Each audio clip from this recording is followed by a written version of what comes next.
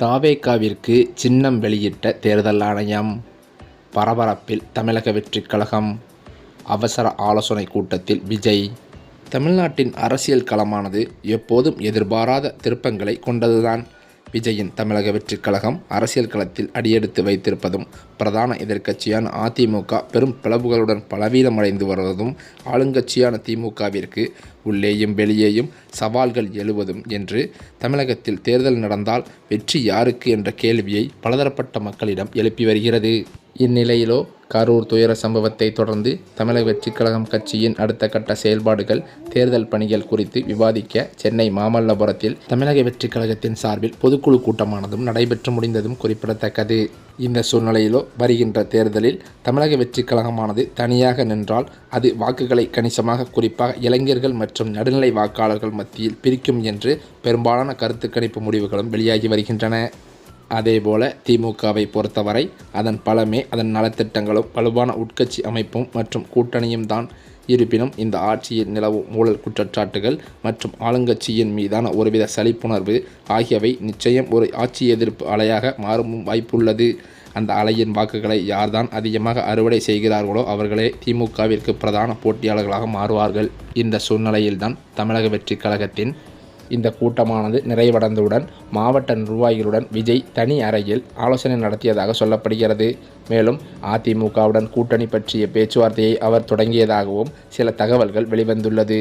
தமிழக அரசியலானது வருகின்ற 2026 சட்டமன்ற தேர்தலை நோக்கி பரபரப்பாகவே நகர்ந்து கொண்டிருக்கும் இந்த நிலையில் தாவேகாவின் தலைவரான விஜய் திமுகவை அழித்துவிட வேண்டும், அதாவது 2026 ஆட்சியை மாற்றம் கொண்டுவர வேண்டும் என்று கங்கணங்கட்டி இருப்பதாகவே தகவல்களும் வெளியாகியிருக்கிறது. அதே சமயம் சமீபத்தில் நடந்த கரூர் துயரத்தில் விஜய்க்கு சட்ட ரீதியாக பல சிக்கல்கள் வந்த நிலையில் அதனை பொறுமையாக கையாண்டு மீட்டு கட்சியை மீட்டெடுத்துள்ளார். மீண்டும் அதாவது அடுத்தடுத்து கட்சியை வலுப்படுத்துவதற்கான பணிகளை விஜய் தீவிரப்படுத்தி இருக்கிறாராம். சமீபத்தில் கரூரில் பாதிக்கப்பட்ட மக்களை விஜய் சந்தித்து பேசியிருந்தார். இதனைத் தொடர்ந்து தமிழக வெற்றிக் கழகம் கட்சியின் அரசியல் பணிகள் வேகம் எடுத்துள்ளதும் குறிப்பிடத்தக்கது. அனைத்து கட்சியினரும் தேர்தல் பிரச்சாரம் மற்றும் கூட்டணி பேச்சுவார்த்தை என மும்மரமாக தேர்தல் களத்தில் இறங்கி பணியாற்றியும் வருகின்றனர். அந்த வகையில் ஒரு பக்கமோ முதல்வர் ஸ்டாலின் தனது கூட்டணியை பலமாக வைத்து கொண்டு திமுகவின் ஆட்சியை மீண்டும் நிலைநாட்டி விடலாம் என்ற எண்ணத்தில் செயல்பட்டு வர, மறுபக்கமோ இபிஎஸ் பாஜகவுடன் கூட்டணியை வைத்து கொண்டு அதிமுக ஆட்சியை நிலைநாட்ட பல திட்டங்களையும் தீட்டி வருகிறார். இவர்களுக்கு நடுவேதான் விஜயும் களத்தில் இறங்கியுள்ளதால் 2026 சட்டமன்ற தேர்தல் களம் பரபரப்பாகவே பார்க்கப்பட்டு வருகிறது. இந்த சூழ்நிலையிலோ கரூர் துயரத்திற்கு பிறகு அதிமுக மற்றும் பாஜக உள்ளிட்ட கட்சிகள் தமிழக வெற்றிக் கழகம் கட்சிக்கு ஆதரவு தெரிவித்து வருவதால் என்டிஏ கூட்டணியில் விஜய் இணைய உள்ளதாகவும் கூறப்பட்டு வருகிறது. இன்னொரு பக்கமோ விஜயை என்டிஏ கூட்டணியில் இணைப்பது குறித்து கூட்டணி கட்சி தலைவர்களுடன் ஆலோசித்த பிறகு முடிவெடுக்கப்படும் என அமித்ஷாவும் தெரிவித்திருக்கிறாராம். தமிழகத்திலோ என்டிஏ கூட்டணியை விரிவுபடுத்த விரும்புவதாகவும் கூறியிருக்கிறார். இவ்வாறு அமித்ஷா பல இடங்களில் கூறியுள்ளது தற்போது விஜயுடனான கூட்டணியை உறுதி செய்வதாக தகவல்கள் வெளியாகி வருகின்றன. அது மட்டுமில்லாமல் தமிழக அரசியலில் தற்போது மிக முக்கியமான விவாதமாக மாறியிருக்கிறது என்னவென்றால், நடிகரும் தமிழக வெற்றிக் கழக தலைவருமான விஜயின் அடுத்த அரசியல் நகர்வுதான். அதேபோல 2026 சட்டமன்ற தேர்தல் நெருங்கிக் கொண்டிருக்கும் நிலையில் திமுகவை எதிர்க்க வலுவான கூட்டணியை உருவாக்க எடப்பாடி பழனிசாமியும் தீவிரமாக முயன்று வருகிறார். அதிமுக கூட்டணியில் தற்போது பாஜக, தமிழ் மாநில காங்கிரஸ், புதிய நீதி கட்சி போன்ற சில கட்சிகள் மட்டுமே தான் இருக்கிறது. திமுக வலுவாக களத்தில் இருக்கும் நிலையில் பெரிய கூட்டணியை உருவாக்க வேண்டிய அவசியமும் அதிமுகவிற்கு ஏற்பட்டுள்ளது. அதனால்தான் தமிழக அரசியலில் புதிய சக்தியாக உருவெடுத்துள்ள தமிழக வெற்றிக் கழகத்தை கூட்டணிக்கு கொண்டு வர வேண்டும் என்ற எண்ணத்தில் எடப்பாடி பழனிசாமியும் தொடர்ந்து செயல்பட்டு வருகிறார் என்பதும் குறிப்பிடத்தக்கது.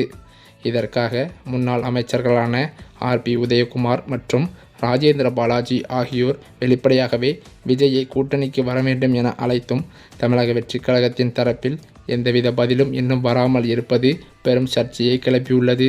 ஒரு பக்கம் பார்த்தால் திமுக கூட்டணி பலமாக இருக்கிறது, மற்றொரு பக்கம் பார்த்தால் எதிர்க்கட்சியாக இருக்கும் அதிமுகவிலிருந்து பல முக்கிய புள்ளிகளும் அதிமுக கட்சியை விட்டு வெளியே நின்று கொண்டிருப்பது தற்போது பெரும் பரபரப்பை ஏற்படுத்தியது மட்டுமில்லாமல் அதிமுகவிற்கு பலவீனமாக இருந்து வருகிறது. இதற்காக முன்னாள் அமைச்சர்களும் பலரும் கூடி ஆலோசனை நடத்தி வருவதும் குறிப்பிடத்தக்கது. இந்த சூழ்நிலையில்தான் கரூர் கூட்ட நெரிசல் சம்பவத்திற்கு பிறகு அதிமுகவினர் விஜய்க்கு ஆதரவாக வெளிப்படையாகவே பேசியதும் குறிப்பிடத்தக்கது. ஒரு தலைவரும் தனது தொண்டன் உயிரிழக்க விரும்ப மாட்டார் என எடப்பாடி பழனிசாமி கூறியதோடு பல தொலைக்காட்சி விவாதங்களிலும் அதிமுக பேச்சாளர்கள் விஜய்க்கு ஆதரவாகவே பேசி வருவது தற்போது தமிழக அரசியலில் ஒரு சூழ்ச்சியை ஏற்படுத்தியிருக்கிறது. மேலும் இதன் காரணத்தினால் விஜயின் கட்சியுடன் நெருக்கம் உருவாகும் என அதிமுக வட்டாரங்கள் எதிர்பார்த்து வருகின்றனர். ஆனாலோ சமீபத்தில் கூட விஜய் எந்தவித கூட்டணிக்கும் தயங்காமல் தனிப்பட்ட பாதையில் செல்ல முடிவு செய்துள்ளார் என்றும் கூறப்பட்டு வந்தது. குறிப்பாக பார்த்தால் கரூர் சம்பவத்தில் எவ்வளவோ ஆதரவாக பேசிய எடப்பாடிக்கு விஜய் எந்த பதிலும் அளிக்காதது அதிமுக தரப்பில் அதிருப்தியை தான் ஏற்படுத்தியிருக்கிறது. அதிமுக பொதுச் செயலாளர் எடப்பாடி பழனிசாமி கூட தனது பிரச்சார பயணத்தின் போது விஜய் எங்கள் கூட்டணியில் வருவார் என நம்பிக்கை தெரிவித்திருந்தார். ஆனால் அதற்கு பிறகு தமிழக வெற்றிக் கழகம் அந்த கூட்டத்தில் எங்கள் உறுப்பினர்கள் பங்கேற்கவில்லை என மறுப்பு தெரிவித்தது. இதுவே அதிமுக தரப்பில் சர்ச்சை சங்கடத்தை ஏற்படுத்தியிருக்கலாம். அதே வேளையில் பார்த்தால் இன்னமும் தாவேகாவுடன் கூட்டணியை வைப்பதற்கு அதிமுகவின் பொதுச் செயலாளரான எடப்பாடி பழனிசாமி விருப்பம் தெரிவித்திருப்பதாகவே அவரது நெருங்கிய வட்டாரங்களில் தகவல்களும் வெளிவந்துள்ளது. அதே வேளையில் தேமுதிகவுடனான கூட்டணியும் இன்னும் உறுதி செய்யப்படவில்லை. ஜனவரியில் நடைபெறவிருக்கும் தேமுதிக மாநாட்டிற்கு பிறகுதான் கூட்டணி குறித்த தீர்மானம் வெளிவரும் என்று பிரேமலதா விஜயகாந்தும் தெரிவித்திருக்கிறார். எனவே அதிமுக கூட்டணியின் எதிர்காலமும் விஜயின் அரசியல் முடிவும் தற்போது தமிழ்நாட்டில் பெரும் ஆர்வத்தை கிளப்பியிருக்கிறது. அரசியல் வல்லுநர்களின் கருத்துப்படி விஜய் தன்னை முதல்வர் வேட்பாளராக களமிறக்க திட்டமிட்டுள்ளதால் அதிமுக பாஜக கூட்டணிக்கு இணைந்தால் கொள்கை சுதந்திரம் இழக்கும் அபாயம் உருவாகும் என்பதால் அவர் தன்னிச்சையான பாதையில் பயணிக்க விரும்புகிறார் என்று அரசியல் வட்டாரத்தில் மூத்த தலைவர்கள் மத்தியில் பேச்சுக்கள் அடிபடுகிறது. இவைகளுக்கிடையே அதிமுகவிலிருந்து பிரிந்து சென்ற செங்கோட்டையன், டிடிவி தினகரன், அது மட்டுமில்லாமல் ஓபிஎஸ்ஸுடன் ஒன்றிணைந்து ஒரு தனி கூட்டணி அமைப்பதற்கு ஒருங்கிணைந்து வேலைகளும் நடைபெற்று வருகிறது.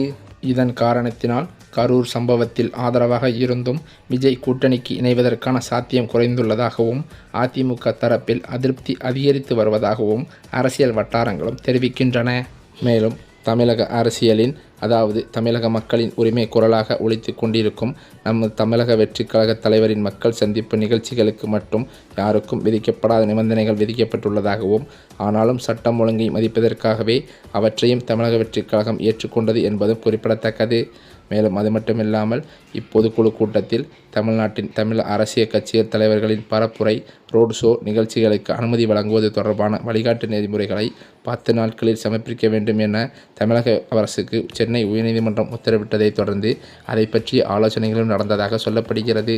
இப்படிப்பட்ட சூழ்நிலையில்தான் வருகின்ற 2026 சட்டமன்ற தேர்தலுக்கான தமிழக வெற்றிக் கழகத்தின் சின்னமானது தேர்தல் ஆணையத்தால் அங்கீகரிக்கப்பட்டு தற்போது வெளியிடப்பட்டுள்ளதாக தகவல்கள் வெளியாகியுள்ளது. அந்த சின்னம் என்னவென்று அதிக மக்களும் எதிர்பார்த்து வருவதும் குறிப்பிடத்தக்கது. இந்த சின்னமானது தாவேகாவிற்கு ஓட்டுக்களை பெற்றுத்தருமா என்று பொறுத்திருந்தான் பார்க்க வேண்டும்.